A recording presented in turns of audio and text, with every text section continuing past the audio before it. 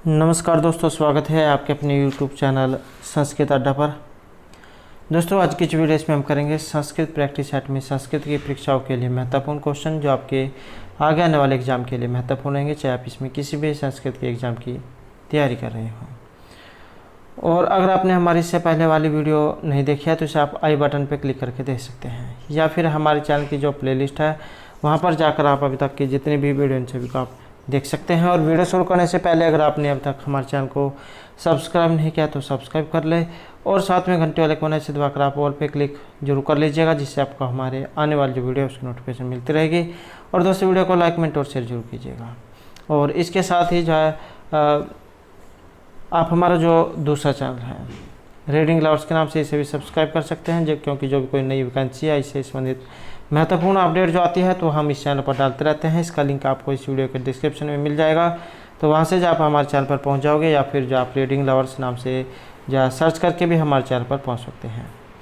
और बात करें महत्वपूर्ण अपडेट की, तो ये जो DT+B जो है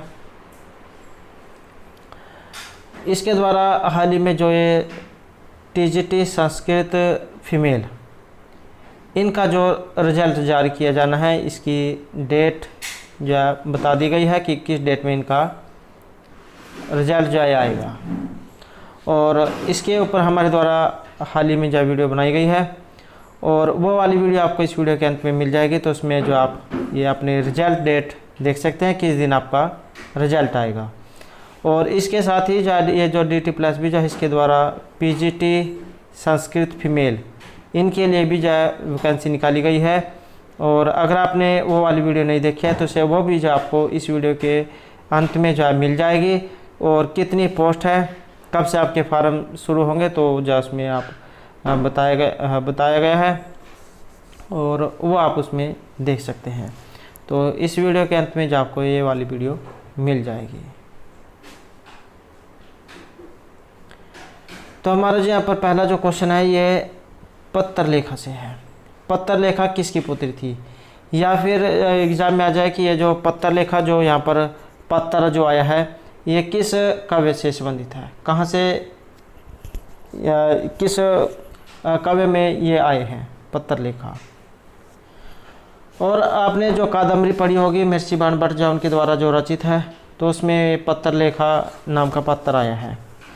और इसके अलावा उसमें कौन कौन से पात्र हैं, जैसे चंद्रपीढ़ है, ये इसमें नायक है, हीरो आप कह सकते हैं। और उसके बाद जो है इसमें कादम्बरी, ये इसकी नायिका है, हीरोइन। तो और उसके बाद है वैशंपायन। वैशंपायन यहाँ पर ये पुंडरीक, आपने नाम पढ़ा होगा इसका, वैशंपायन पुंडरीक जो इसमें ये उपनायक है। और महाश्वेता ये इसकी उपनायिका है। जैसे चंद्रपीढ़ है इसकी कादम्बरी है, ऐसे ही ये जो पुंडरीक जो है इसकी महाश्वेता है। उसके बाद सुकनास है, इसमें जापाली, कपिंजल, पत्थरलेखा, विलासवती, चंडाल कन्या, इंद्रायुध। तो ये सभी पात्र जो आपके कादम्बरी में आए हैं, जो महर्षि बाणभट्ट के द्वारा रचित हैं। और एक जो यहाँ से वर्णन पूछा जाता है कि यहाँ पर इस काव्य में वर्णन कहाँ कहाँ का हुआ है, तो इसमें विंध्याटवी का वर्णन हुआ है। उसके बाद सालमली वृक्ष है, जाबाली आश्रम है, अछोल सरोवर है, और पंपा सरोवर, उसके बाद विदिशा, उज्जैनी। तो इन सभी का जो वर्णन है आपके ये कादम्बरी में हुआ है। और कादम्बरी के बारे में कहा जाता है कि कादम्बरी रस ज्ञानम आहारो अपि न रोचते। कादम्बरी एक ऐसा काव्य है जिसका रस पान अगर कोई व्यक्ति कर लेता है तो इसे भोजन भी अच्छा नहीं लगता है। तो इस प्रकार की उक्ति जहाँ कादम्बरी के बारे में कही जाती है। और कादम्बरी का अर्थ क्या होता है, तो मदिरस का अर्थ लिया गया है। और बात करें महर्षि बाणभट्ट की, तो 7वीं शताब्दी का पूर्वार्ध दिन का समय माना गया है। और इनके जो प्रपितामह, पिता के भी पिता, पहले जैसे इनके पिता महर्षि बाणभट्ट के पिता, और इनके पिता, और इनके पिता। तो अगर हम यहाँ पर शुरू से लगाएं, जैसे महर्षि बाणभट्ट है, इनके पिता का नाम चंद्रभानु, इनके पितामह अर्थात इनके पिता के पिता, उसका नाम है अर्थपति। और इनके मिर्षि भाणभट्ट के पिता के पिता के पिता, तो वो है पाशुपत अर्थात प्रपितामह। तो मिर्षि भाणभट्ट के पिता चंद्रभानु हैं, पितामह अर्थपति हैं और प्रपितामह ये पाशुपत है। तो इस प्रकार से जो इनका वंश है। और माता का नाम है राजदेवी। और मिर्षि भाणभट्ट जो है उपाधि दी गई थी तुरंगबाण की। तो इसके साथ साथ आपने इसको भी याद रखना है। और ये कादम्बरी जो है काव्य विधा में ये कथा है और 2 खंडों में बटी हुई है। श्रृंगार राशि इसमें रहेगा। और उपजीव्य काव्य जाए बृहत कथा जो है उसके अंतर्गत आती है। और जैसे यहाँ पर ये पत्र आया है पत्र लेखा, तो ये इनमें से पुत्री किनकी थी? तो ये जो पुत्री मानी गई है कुलतेश्वर की मानी गई है। तो ऑप्शन बी यहाँ पर रहेगा। नेक्स्ट जो यहाँ पर क्वेश्चन है, कादम्बरी में कितने जन्म की कथा का वर्णन हुआ है? तो कितने जन्म की कथा का यहाँ पर वर्णन है? और इसमें रहेगा ऑप्शन सी, चंद्रपेड़ और पुंडरीक जो उनके 3 जन्मों की जो कथा है इसमें दिखाई गई है। नेक्स्ट क्वेश्चन हमारा यहाँ पर संति। ये संति जो यहाँ पर धातु है, तो इसका जो मूल रूप है ये कौन सा है, या इसमें मूल धातु कौन सी है जिससे ये आगे धातु रूप चले हैं? तो इसमें जो यहाँ पर मानी गई है तो अस धातु आपकी रहेगी। ऑप्शन बी यहाँ पर रहेगा, अस्थि सतह संति। इस प्रकार से रूप जाए चलते हैं।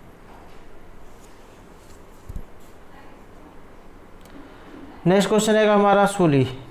ये एक शब्द है सूली और इसका कौन सा अर्थ इनमें से नहीं है? तो सूली का एक अर्थ यहाँ पर नहीं है और वो कौन सा है? तो इसका जो अर्थ है ऑप्शन डी हमारा रहेगा। तो सूली ये जो त्रिशूल जो है यहाँ पर इसका अर्थ जो ये नहीं है।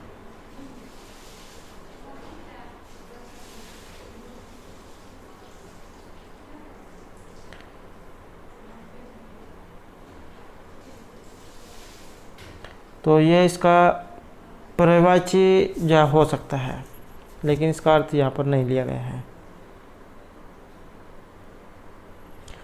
नेक्स्ट है लुब्धक शब्द और इसका अर्थ क्या होता है?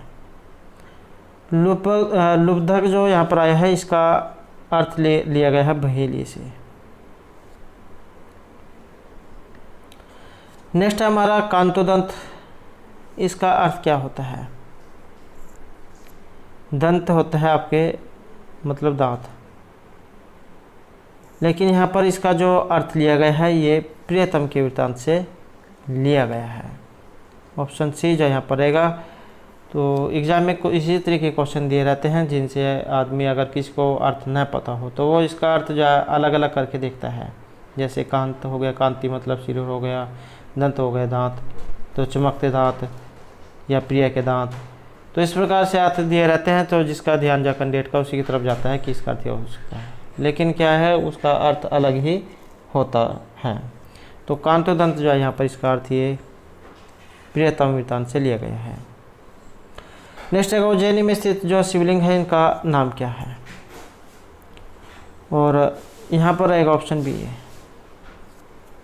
तो ये महाकालेश्वर मंदिर है। तो ऑप्शन बी जो यहाँ पर रहेगा। भगवान शिव जो उनका जो ज्योतिर्लिंग है उसे ये महाकालेश्वर जो उसके नाम से जाना जाता है, जो उज्जैनी में है। नेक्स्ट क्वेश्चन है हमारा यहाँ पर ये धातु आई है और किस धातु से ली गई है? ये धातु जो इसमें कौन सी आई है? मूल अगर हम यहाँ पर इसमें धातु की बात करें तो तुद इसमें धातु होती है। ये तुद इसमें धातु है और तुद का मतलब होता है दुख देना। और ये जो यहाँ पर रूप बना है ये कौन सी धातु का और कौन सा इसमें वचन में है या पुरुष में है?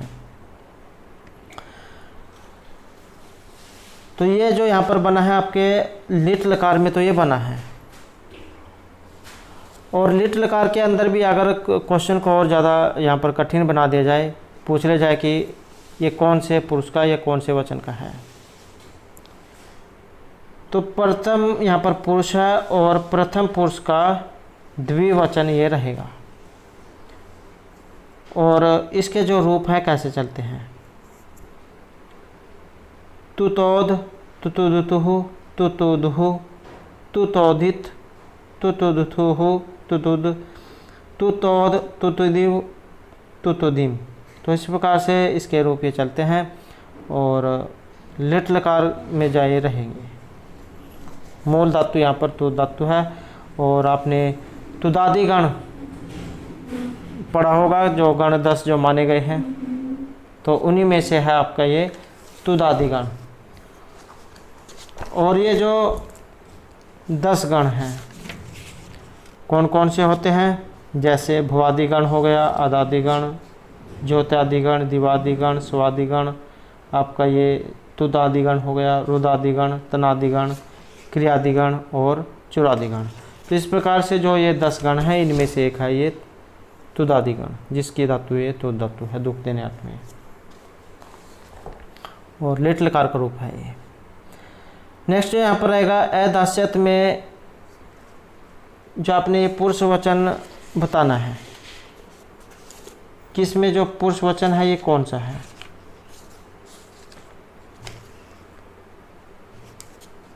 और इसके अगर हम यहाँ पर बात करें तो इसमें ऑप्शन ए जो ये रहेगा, प्रथम पुरुष एकवचन का रूप है। और इसमें लकार कौन सा है, तो लिंग लकार का प्रयोग इसमें किया गया है। लिंग लकार प्रथम पुरुष और जो एकवचन है उसका ये रूप है। सुर में आ जो होता है ये आपके तो लंग लकार में होगा या फिर लिंग लकार में होगा, ये वाला जो सुर में दिया गया है। नेक्स्ट है विदित वेदितव्य है। और इसमें जो यहाँ पर समास आया है तो ये कौन सा समास है। और बात करें यहाँ पर इस समास की तो ऑप्शन सी जो यहाँ पर रहेगा, बहुब्रीहि जो समास है यहाँ पर माना गया है। और बहुब्रीहि जो समास है ये क्या होता है कि जिसमें पूर्व तथा उत्तर पद अप्रधान तथा अन्य पद प्रधान होता है तो वह बहुब्रीहि समास कहलाता है। तो बहुब्रीहि समास यहाँ पर माना गया है।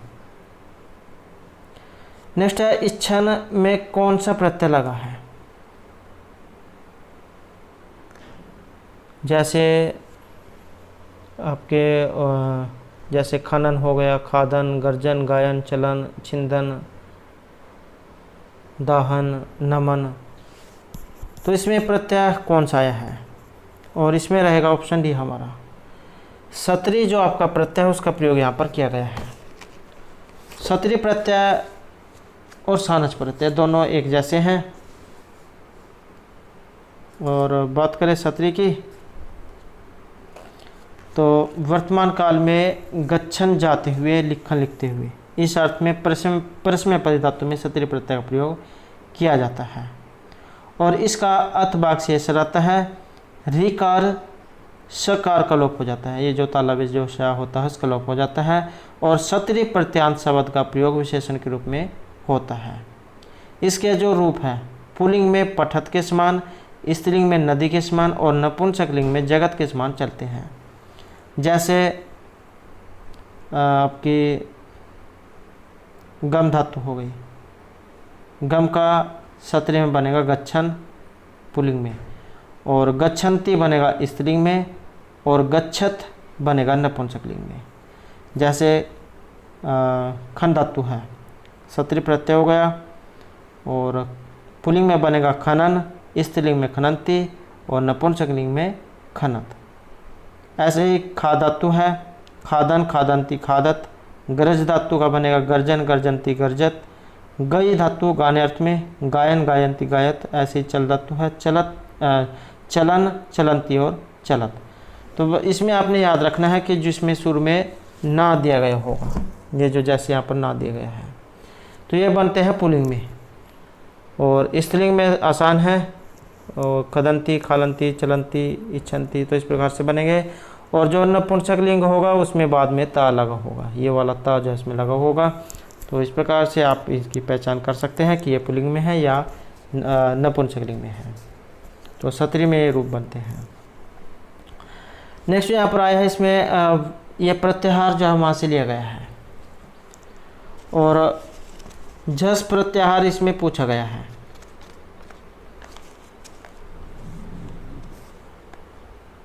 और इसके देखें तो हम झस, इसमें रहेगा ऑप्शन डी है, ध वर्ण जो है झस प्रत्याहार के अंतर्गत आता है।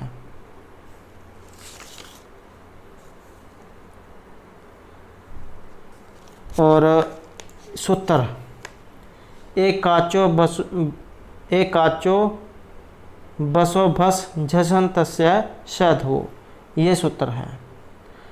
और एक एग्जाम में जब इनके वर्ण पूछ लिया गया था, जैसे झस प्रत्याहार है, इसके अंतर्गत कौन कौन से आते हैं। तो ये जो 14 जो प्रत्याहार हैं, जो भगवान शिव के डमरू से निकले थे, अयुण, ऋक एवं एओच, हैवरट, लन, यमगणम, झव्या, गड़गस, जवगड़दस, खप, चटट, चढ़तव, कप्या, सस्सर और हल। तो ये जो महेश्वर सूत्र है, इन्हीं से ये आगे प्रत्याहार बने हैं।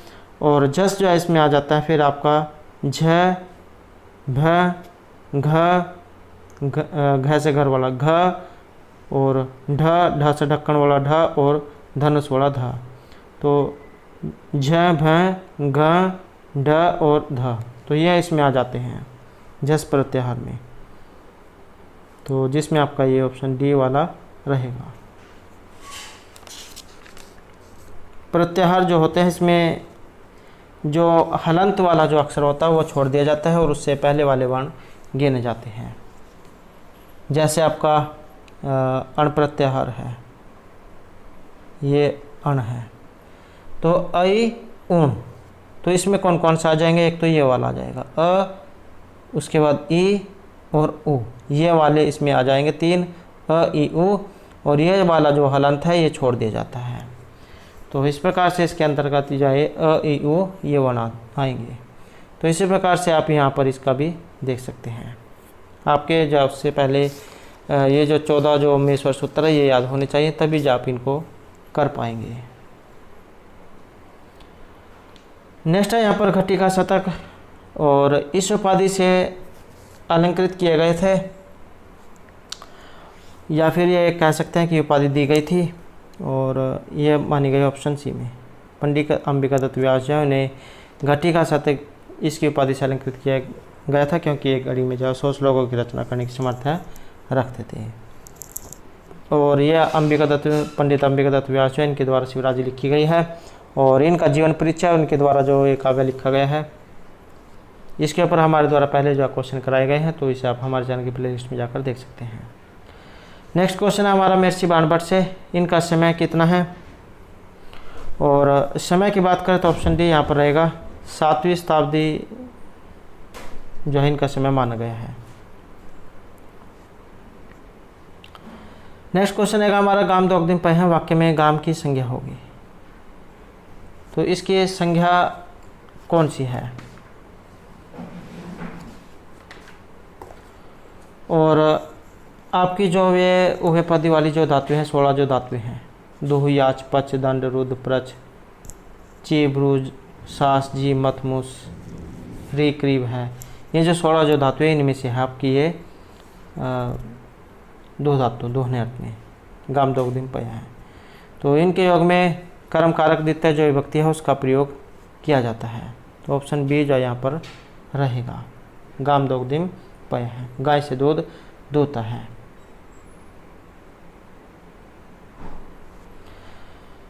और सूत्र भी आ जाता है एग्जाम में, तो अकथितम छह सूत्र है जिसके अंतर्गत ये 16 धातुएं आती हैं। नेक्स्ट क्वेश्चन हमारा कादम्बरी से, कादम्बरी के कथानक का जो आधार है क्या है, हम कह सकते हैं कि कहाँ से इसकी कथा ली गई है। और इसका जो संबंध माना गया है तो ये वृत्त कथा से लिए गए हैं। गुणाढ्य की जो वृत्त कथा है ये इसका आधार ग्रंथ है, उपजीव्य काव्य आप कह सकते हैं। नेक्स्ट क्वेश्चन रहेगा यहाँ पर उत्तरामचीर से। तो इनमें से किसका संबंध उत्तरामचीर से नहीं है? और ये जो उत्तरामचरित है इसके रचयिता कौन है? तो महर्षि भभूति जौ ने उत्तरामचरित के रचयिता माना गया है और करुण रस का कवि इन्हें माना गया है। और एक यहाँ पर नहीं है, तो उत्तरामचरित में करुण रस भी है और नंदी जहाज का जो प्रयोग है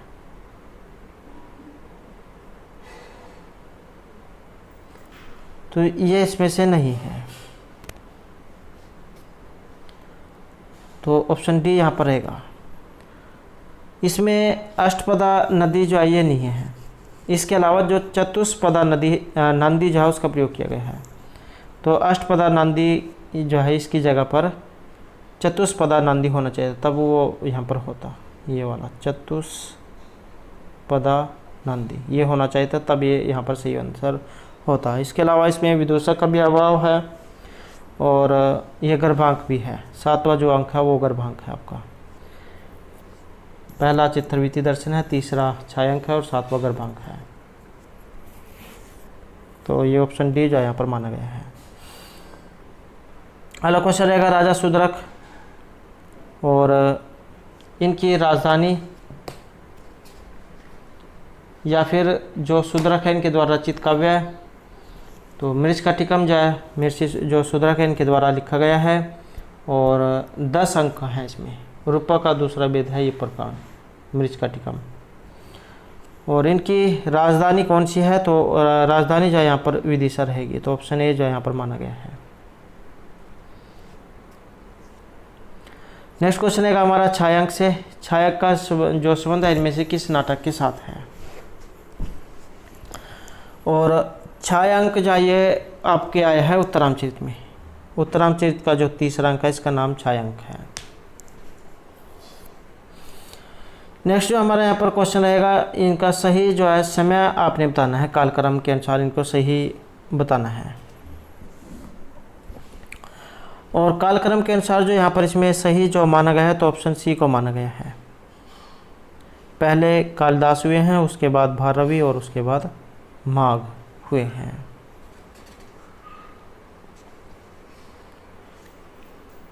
और महर्षि जो कालिदास है इन्हें उपमा के लिए जाना जाता है, भारवी का अर्थ गौरव के लिए जाना जाता है, दंडी को पद लालित्य के लिए, और महर्षि जो माघ है इसमें ये तीनों गुण बताए गए हैं।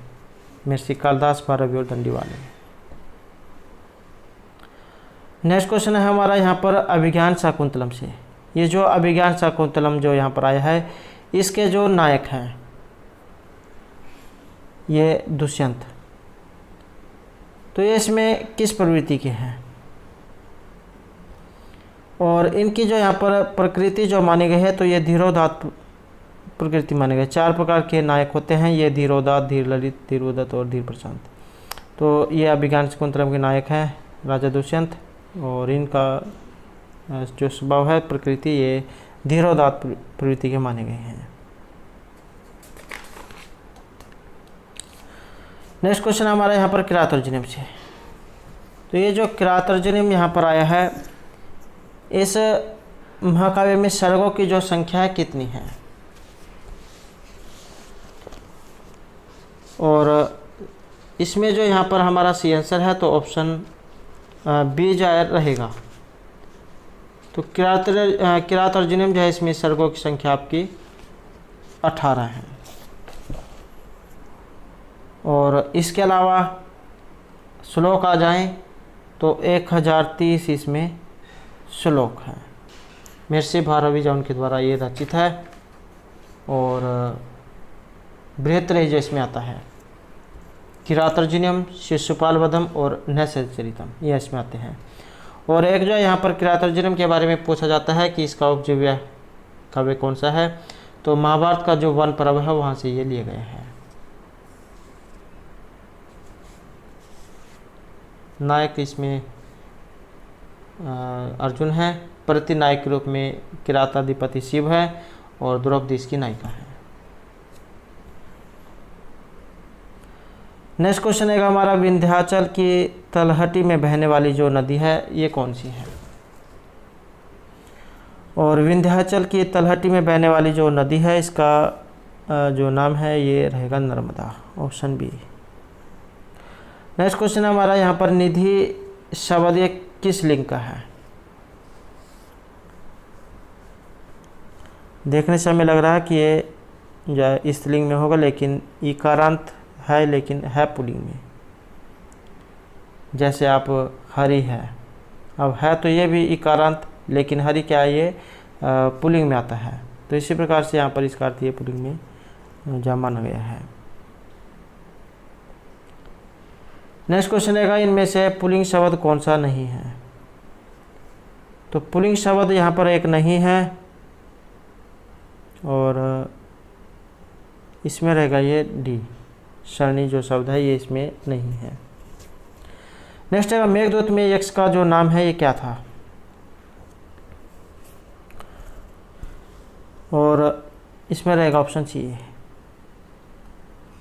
हेममाली जो इसमें नाम बताया गया है। नेक्स्ट क्वेश्चन है हमारा, भारत में सोमनाथ मंदिर पर आक्रमण करने वाले जो मुस्लिम शासक है इनमें से कौन थे? और ये जो वर्णन जो हुआ है पंडित अंबिकादत्त व्यास जो उनके द्वारा जो रचित है शिवराज विजय, उसमें से लिए गया है, उसी में जो है इनका वर्णन हुआ है। और सोमनाथ मंदिर पर आक्रमण करने वाले मुस्लिम शासक वो ये थे महमूद गजनवी। नेक्स्ट है, इसमें से कौन सी रचना महर्षि बाणभट्ट के द्वारा रचित नहीं है? और इनकी एक रचना नहीं है तो ये मानी है तिलक मंजरी। तो ये जो है इनमें से अलग है। और हर्षचरित कादम्बरी और ये चंडी शतकम, तो ये सभी जो है महर्षि बाणभट्ट के द्वारा रचित है, और ये जो है इनमें एक अलग है।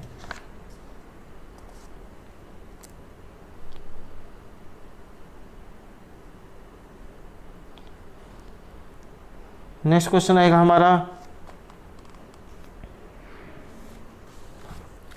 भी धातु से, भी धातु है और डरने अर्थ में है ये। और लोट लकार प्रथम पुरुष जो एक वचन है इसका रूप इनमें कौन सा है?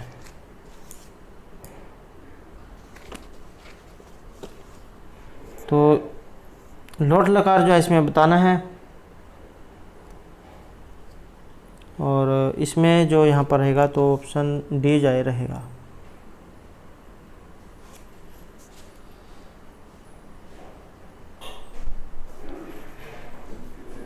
और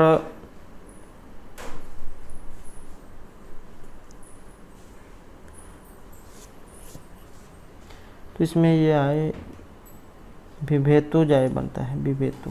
तो ये जो यहाँ पर बनेगा लोट लकार भी धातु है डरने अर्थ में, और प्रश्न पद में जाए रहेगा। तो विभेतु जाए यहाँ पर बनेगा, लोट लकार प्रथम पुरुष एक वचन में विभेतु। और द्विवचन में जो है इसमें अगर आ जाए तो विभीताम जैसे में बनेगा, और बहुवचन में होता है विभेतु। मध्यम के एक वचन में बनेगा विभिहि, और द्विवचन में रहेगा विभीतम, बहुवचन में है विभीत। लोट लकार उत्तम पुरुष एक वचन में रहेगा विभियानी, विभिया और विभियाम। तो इस प्रकार से जो ये भी जो धातु है इसके रूप चलते हैं, और ये आपने याद रखना है विभेतु जाए लोट लकार प्रथम पुरुष एक वचन का रूप है। नेक्स्ट यहाँ पर रहेगा हमारा अर्थो ही कन्या प्रक्रिया। तो यहाँ पर जो है एक ये सुक्ति आई है, और इस सुक्ति का संबंध बताना है, कहाँ से ली गई है या किन के द्वारा कही गई है। लड़की जो होती है वो निश्चय ही परायधन होती है। इस प्रकार की एक ये सूक्ति है जो अभिज्ञान शकुंतलम से ली गई है, और इसका संबंध किससे है? तो महर्षि कण्व जो है जब शकुंतला की विदाई होने वाली होती है तो उस समय पर जाए कहते हैं कि लड़की जो होती है वो निश्चय परायधन होती है, और आज उसको उसके रियल जो स्वामी है उसको सौंपकर आज मेरी जो अंतरात्मा है वो बहुत खुश हो गई है, या कह सकते हैं कि मेरे ऊपर जो बोझ था वो कम हो गया है। नेक्स्ट क्वेश्चन आएगा हमारा यहाँ पर, राजा दुष्यंत जो थे इनकी प्रथम पटरानी कौन सी थी? और प्रथम जो यहाँ पर पटरानी है तो ये वसुमती थी।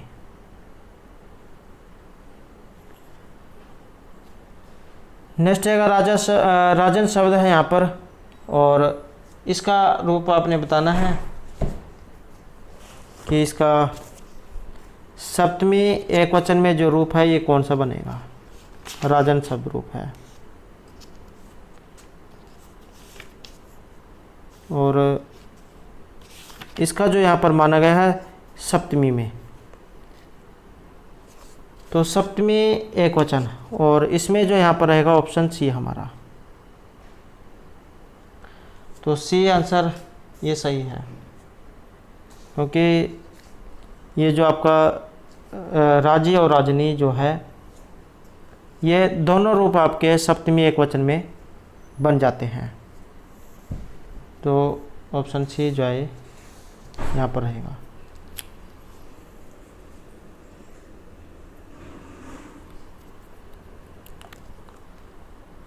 ये कई बार जो एग्ज़ाम में विकल्प वाले जो होते हैं यही ज़्यादातर पूछे जाते हैं।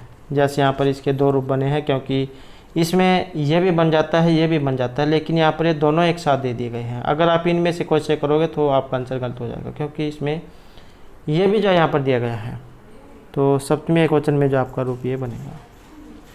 नेक्स्ट क्वेश्चन है हमारे यहाँ पर, युष्मत शब्द है, इसका चतुर्थी और बहुवचन का जो रूप है ये कौन सा बनेगा। सर्वनाम जो शब्द है उसमें आते हैं, युष्मत का अर्थ लिया गया है तुमसे, और चतुर्थी बहुवचन जो यहाँ पर पूछा गया है, और इसके भी यहाँ पर दो रूप बनेंगे। अब दो रूप जो यहाँ पर कौन कौन से बनेंगे,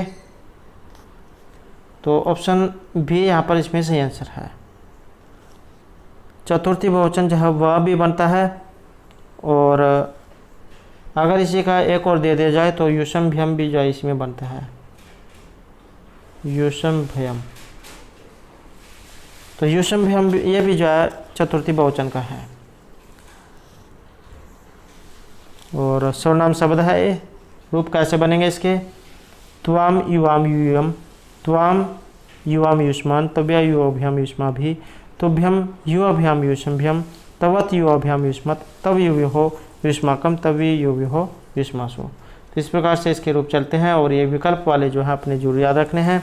एक एग्जाम में पूछा गया था कि जैसे तवा है, ये वाला तवा ये कितनी बार इसमें आया है, तो इस शब्द का प्रयोग जो है सिर्फ एक ही बार हुआ है, द्वितीय के एक वचन में। और ये जो ते शब्द है ये कितनी बार आया है, ये आया है आपका दो बार, चतुर्थी एक वचन में और षष्ठी एक वचन में। और वाम शब्द, ये जो वाम शब्द है ये कितनी बार आया है, तो वाम शब्द जो है ये तीन बार आया है। एक बार आया है ये द्वितीय के द्विवचन में, उसके बाद चतुर्थी के द्विवचन में, और षष्ठी के द्विवचन में। और वह जो ये आया है ये कितनी बार आया है, तो वह जो ये आया है आपका तीन बार, द्वितीय के बहुवचन में, चतुर्थी के बहुवचन में, और षष्ठी के बहुवचन में। तो ये जो एग्ज़ाम में बहुत ज़्यादा आजकल जो पूछा जा रहा है, तो इसको आपने जरूर याद रखना है, क्योंकि एग्ज़ाम को कठिन बनाने के लिए जो इस तरीके के क्वेश्चन बना दिए जाते हैं। नेक्स्ट क्वेश्चन हमारे यहाँ पर लव धातु है और आत्मनिपदी है। लव धातु जो प्राप्त करनार्थ में जा होती है, और इसका जो यहाँ पर रहेगा विधिलिंग लकार में, तो इसका रूप रहेगा ऑप्शन ए में, मध्यम बहुवचन जो है इसमें बनेगा आपका लभेद्वम।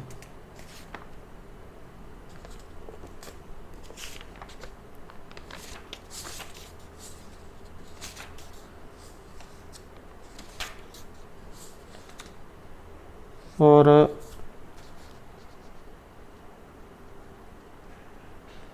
यहाँ पर जो धातु है ये आपकी आत्मनेपद में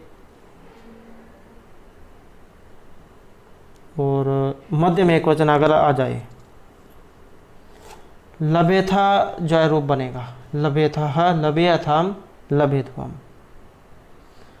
और विधिलिंग लकार में रूप कैसे चलते हैं, लभेत लभेयताम लभेरन, लभेथा लभेयथाम लभेध्वम, लभेय लभे वही लभे मही। तो इस प्रकार से रूप ये चलते हैं। और यहाँ पर उलझाने के लिए दो रूप ये दिए गए हैं, लभेध्वम भी है और लभध्वम भी है। तो थोड़ा ये जो इसमें अंतर दिया गया है, लेकिन ऑप्शन ए जो है यहाँ पर इसमें सही आंसर हमारा रहेगा।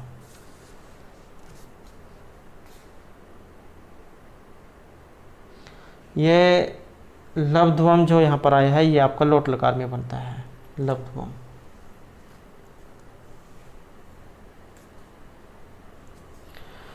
नेक्स्ट है यहाँ पर ब्रू धातु है बोलने अर्थ में, और इसका बताना है लोट लकार प्रश्न पद में और अन्य पुरुष एक वचन का रूप।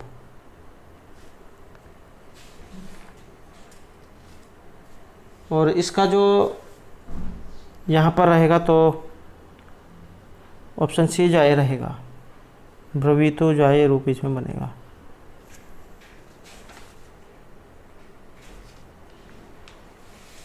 नेक्स्ट क्वेश्चन रहेगा हमारा जन धातु, ये उत्पन्न करने में है और विधिलिंग लकार उत्तम पुरुष एक वचन का रूप, तो इसका रहेगा ऑप्शन डी ए।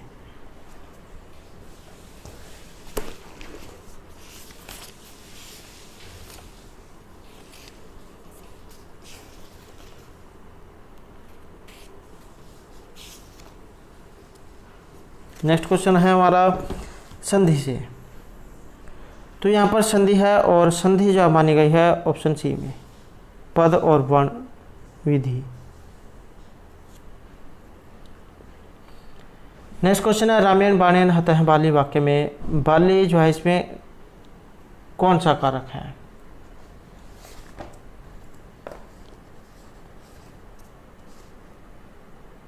और कारक की बात करें तो ऑप्शन बी इसमें माना गया है।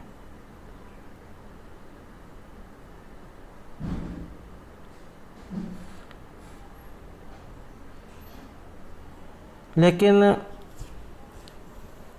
बात करें यहाँ पर इसकी तो जैसे रामायण बाणेन हतः बाली, इस वाक्य में जो बाली है इसमें कर्म कारक है, लेकिन हतः जो आया है इसके द्वारा कर्म उक्त होने के कारण बाली जो पद है इसमें प्रथमा विभक्ति का प्रयोग किया गया है।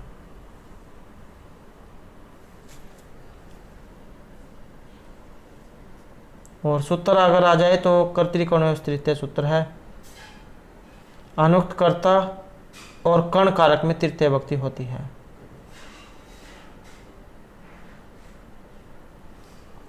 तो अब आप यहाँ पर इसमें कमेंट में जरूर बताइएगा कि इसमें कर्म कारक और कर्ण कारक इसमें कौन सा होना चाहिए।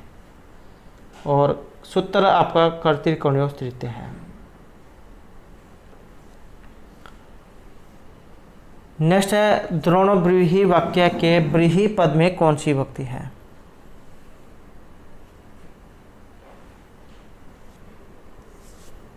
और इसमें जो यहाँ पर रहेगा तो ऑप्शन बी जाए रहेगा। इसमें सूत्र है एक प्रातिपदिकार्थ लिंग प्रमाण वचन मात्रे प्रथमा, यह सूत्र है जो प्रथमा विभक्ति करता है। प्रातिपदिकार्थ इसमें बनते हैं आपके ऊंचाई नीचाई, कृष्ण है श्री और ज्ञानम। अगर लिंग मात्र में पूछ ले जाए तो इसमें बनेंगे तट है, तटी और तटम। अगर आ जाए आपका ये परिमाण मात्र तो इसमें आपका ये वाला बनेगा जो इसमें दिया गया है द्रोणो ब्रीहि। और अगर वचन में पूछ ले जाए तो एक है दो बहव ये आते हैं।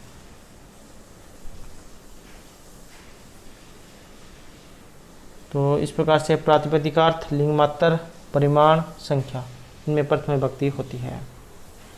नेक्स्ट है भवान वाप्ति का अगर हम यहाँ पर ये कर्तरी में बनाएं, भाव में बनाएं, तो भाव में इसका रूप कैसे बनेगा? तो इसका जो रहेगा ऑप्शन सी में भवता वाप्यते। नेक्स्ट क्वेश्चन है यहाँ पर इनमें से कौन सा शुद्ध वाक्य है? और शुद्ध वाक्य जो है ऑप्शन डी रहेगा यहाँ पर, श्रांता जना शीघ्रम सेवपंती। नेक्स्ट क्वेश्चन है हमारा यहाँ पर, इसमें भी शुद्ध वाक्य बताना है और शुद्ध जो है ऑप्शन डी में रहेगा, सह कश्चन साधुम पश्यति। नेक्स्ट है कार्यम व साध्यम देहवा पातियम, यह उक्ति ली गई है पंडित अंबिका दत्त व्यास जी उनके द्वारा जो रचित है शिवराज विजय, वहाँ से ली गई है। और ये उक्ति किनकी है? और ये रहेगी ऑप्शन बी में शिवाजी की, कि यह तो मैं कार्य को पूरा करूँगा या फिर अपने देह का त्याग कर दूंगा, कार्यम साध्यम या देहवा पातियम। नेक्स्ट आएगा महर्षि भारवी के जो आश्रयदाता राजा हैं ये इनमें से कौन है? और ये मान गए हैं पुलकेशन के भाई विष्णुवर्धन। नेक्स्ट क्वेश्चन हमारा यहाँ पर महर्षि भारवी और इन्हें माना गया है दक्षिणात्य, महाराज विष्णुवर्धन, तो इनके सभा पंडित इन्हें माना गया है। नेक्स्ट क्वेश्चन है न खलु धीमताम कश्चित विश्व नाम सुक्ति उद्धृत है। तो ये जो सुक्ति आई है ये कहाँ से ली गई है? और ये ली गई है विज्ञान शकुंतलम से, सारंगराव जहाँ उनकी ये उक्ति मानी गई है। नेक्स्ट है बाण है तो पंचानन है सुक्ति, ये इनमें से किन के द्वारा कही गई है? और इस सुक्ति का जो संबंध है ये चंद्रदेव से है, तो ऑप्शन ए यहाँ पर रहेगा। नेक्स्ट है हमारा यहाँ पर ये श्लोक है और श्लोक जो उसके बीच में से ये पंक्ति ली गई है और इसमें क्या कहा गया है? अज्ञः सुखम आराध्य सुखतरम आराध्यते विशेषज्ञ है, ज्ञानवान विदग्धुर ब्रह्मा तम नरम न रंजति। तो भर्तृहरि के द्वारा जो नीति शतक लिखा गया है उसमें से ली गई है कि अज्ञानी व्यक्ति को संतुष्ट करना सरल होता है और किसी विषय के विशेषज्ञ विद्वान को संतुष्ट करना और भी ज़्यादा आसान होता है, परंतु जो व्यक्ति ज्ञान शून्य और विपरीतार्थ ग्राही होते हैं उन्हें तो स्वयं सृष्टि के रचयिता ब्रह्मा भी संतुष्ट नहीं कर सकते हैं। मूर्ख व्यक्ति जो होता है उसे कोई नहीं समझा सकता। और इसमें यहाँ पर अलंकार पूछा गया है और अलंकार है इसमें अतिशोक्ति।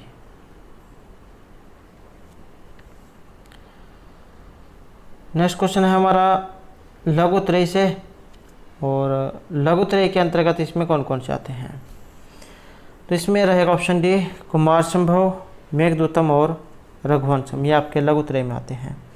और बृहत्रय जो इसमें आते हैं आपके किरातोज्जनम, शिशुपालवतम और नैषधीय चरितम। अगला क्वेश्चन है किरातोज्जनम में जो गुप्तचर है इनके भेष में कौन जाता है? और इनके जो भेष है इसमें रहेगा ये ब्रह्मचारी।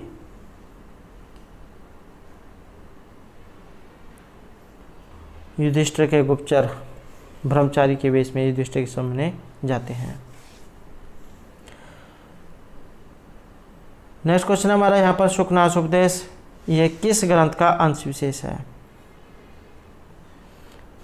और यह है कादम्बरी का। नेक्स्ट है संस्कृत में लकार कितने हैं? और इसमें है ऑप्शन डी है 10 लकार।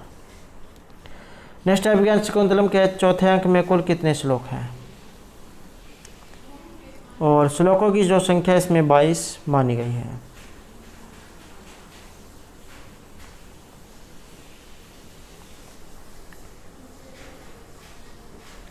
तो दोस्तों ये थे हमारे आज के यहाँ पर संस्कृत की परीक्षाओं के लिए कुछ महत्वपूर्ण क्वेश्चन जो आपके आगे आने वाले एग्जाम के लिए महत्वपूर्ण रहेंगे। और दोस्तों अगर आपने अभी तक हमारे चैनल को सब्सक्राइब नहीं किया तो सब्सक्राइब कर ले और हमारे साथ अंत बनने के लिए धन्यवाद।